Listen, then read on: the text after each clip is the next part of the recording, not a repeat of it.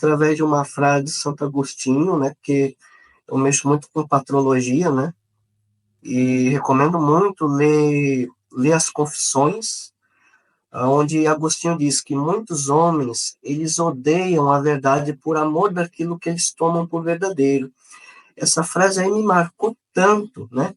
E assim, eu passei a me interessar pelo protestantismo de tanto que eu queria que o catolicismo estivesse certo, né? O catolicismo romano. Entendi, entendi. Então, e conta um pouquinho mais sobre isso para a gente. Foi um processo muito longo? O que que teve que acontecer assim, gradualmente, para você largar o papismo de fato, né? O processo ele é difícil porque, assim, na leitura, né, como eu falei que eu mexo com patrologia, os pais eles usavam muito de linguagem figurada, né? Então, eu adoro patrística, né? O pessoal que me conhece aí já sabe disso, né? E eu comecei a ficar receoso daquilo que eu acreditava quando eu li uma frase de Gregório Magno, né, que os católicos romanos têm ele por papa, né? Ele dizia o seguinte nessa carta, né, que aquele que se autoproclamasse bispo universal, esse aí seria o anticristo.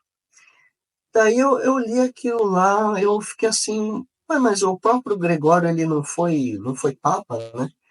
Eu levei isso até os ouvidos do padre, né?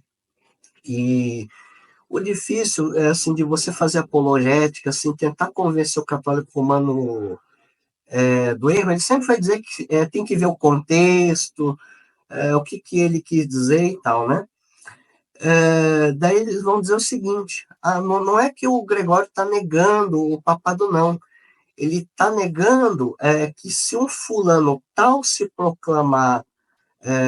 autoproclamar Papa Universal, esse é o anticristo, porque ele está usurpando um título que é próprio do bispo de Roma, entendeu? Aí na mesma época do Gregório, tinha um patriarca chamado João IV, né, de Constantinopla, se eu não me engano, né, e ele estava reivindicando isso daí, né, o título de bispo universal. Aí eu me contentei com essa resposta do padre, a priori, ele falou, não é que ele está negando o papado, ele está negando que outra pessoa pegue esse título para si, quando na verdade, é do bispo de Roma. Mas daí eu pego uma outra carta em que o Gregório, ele nega esse título até para si mesmo, né? E é Interessante. sempre assim, né? É sempre assim. Difícil de fazer apologética, assim, tentar convencer o católico romano do erro, é que ele sempre vai entrar, está fora de contexto, aí você acha o contexto e vai dizer, não, ele vai querer botar outro contexto, né? E é engraçado que é o famoso acuse os outros daquilo que você faz, porque se por um lado eles sempre dizem que a gente que está descontextualizando as coisas, daí quando você fala que eles estão descontextualizando Mateus 16, 18, daí eles não estão tirando fora de contexto, não, né? Então, eu botei uma frase na minha cabeça que é a seguinte, Felipe, é certo, né, que texto fora de contexto vira pretexto realmente, mas você dizer que tudo está fora de contexto, até aquilo que é evidente, né, porque a verdade evidente, né, você está relativizando a verdade. Vou repetir, texto fora de contexto vira pretexto, mas dizer que a verdade evidente está fora de contexto é pretexto para relativizar ela, entendeu? Sim, sim, muito bom, muito bom. E você tocou na patrística, né? Muitos protestantes têm medo até de patrística por causa dessa suposta grande tradição católica romana que diz assim, não, os pais são nossos, não são dos protestantes, né?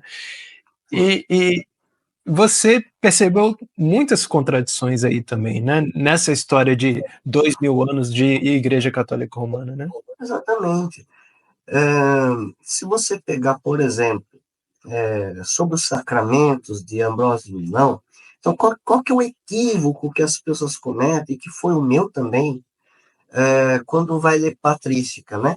Muita gente está indo para a Igreja Católica Romana também por causa da teologia da Eucaristia. Se você pegar lá acho que eu tenho aqui separado, o Ambrósio de Milão, que não sei se dá para ver, sobre os sacramentos, é o Já. volume 5. Se você ler o reverendo Ageu Magalhães, ele fez uma observação muito interessante. Você lê pouco de patrística, você vai para o romanismo. Se você lê muito de patrística, você se mantém protestante. Por quê? Olha o equívoco. É muito sutil. Como eu falei, os pais eles tinham muito exagero nas alegorias. Então, Ambrósio, no Sobre os Sacramentos, na primeira parte, ele vai dizer o seguinte: o pão que nós tomamos não é pão comum, esse pão se transforma na carne de Cristo. Aí eu, na época, lendo isso, eu fiquei todo contente. Ah, vou virar católico, porque o Ambrósio aqui disse que o pão se transforma na carne de Cristo. Agora, qual que foi a minha surpresa? 2 páginas depois, ele explica que é simbólico, entendeu? Então, esse é o grande equívoco que as pessoas cometem. Elas não leem a obra por inteiro. Elas querem pegar aquilo lá, que é uma coisa que o Agostinho diz, que os homens eles gostam da verdade quando favorecem eles. Mas quando a Uhum. verdade os contraria, daí já não gosta, entendeu? Então, esse é um dos equívocos que as pessoas cometem. E quando você apresenta essas evidências para um padre, por exemplo, que ele está deturpando realmente os pais da igreja, como é que eles fazem para escapar disso? Ou então eles têm que pensar muito? Como é que isso funciona? Eu fiz isso com o padre da minha paróquia, acho que umas 3 ou 4 vezes, né? E assim, é um círculo vicioso, cansativo, e eu vou voltar com esse exemplo do Gregório. Então você vai apresentar para ele, padre, o Gregório aqui está negando, dizendo que aquele que se chamar bispo universal é o anticristo. Aí aquela história do João IV e tal. Ele vai tentar, ele vai dizer que está fora de contexto, ele vai arranjar outro contexto. Aí que não sou bobo nem nada, eu fui ver qual que é o contexto de fato, né? Aí eu mostro para o padre que o Gregório nega o título até para si mesmo. Aí ele me arranja uma citação em que o Gregório ele diz que a sé apostólica ela está estabelecida sobre todas as igrejas. Aí o padre me diz o seguinte, né? Daí você vê que já tem até uma digressão, né, para tentar escapar do tema principal, né? E ele me mostra essa situação, que a Sé Apostólica está sobre todas as igrejas, e faz a seguinte pergunta para mim, né? Se o Gregório estivesse negando o papado, por que ele está falando aqui da autoridade da Sé Apostólica que está estabelecida sobre todas as igrejas?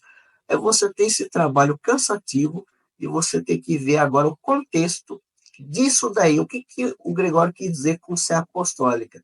Aí eu fui lá, o que eu descobri? Que a Sé Apostólica está no livro 3, na carta 30, que o Gregório vai dizer que a Sé Apostólica era presidida não só por Roma, mas por 3 igrejas.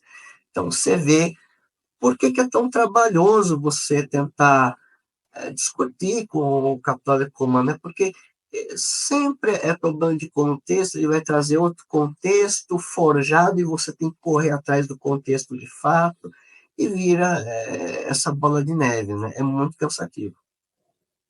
Inclusive, existe muito isso com Agostinho também, né? Que inclusive parece que os católicos romanos eles pegam muito dos escritos antigos de Agostinho, sendo que ele se retratou de vários deles, para tentar Sim, esse justificar trabalho. que Agostinho foi sempre católico romano e tal, e sendo que eles não leem posteriormente, né?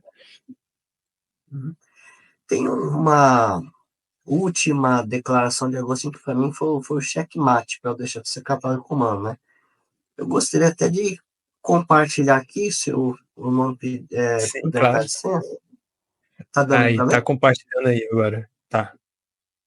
O Senhor disse: sobre esta pedra edificarei a minha igreja, porque Pedro tinha dito: Tu és o Cristo, o Filho do Deus vivo.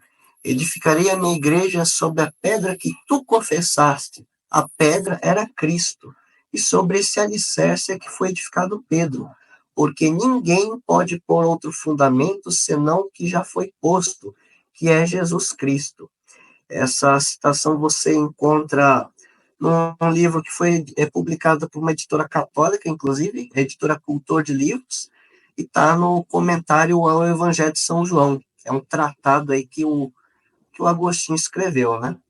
Muito bom.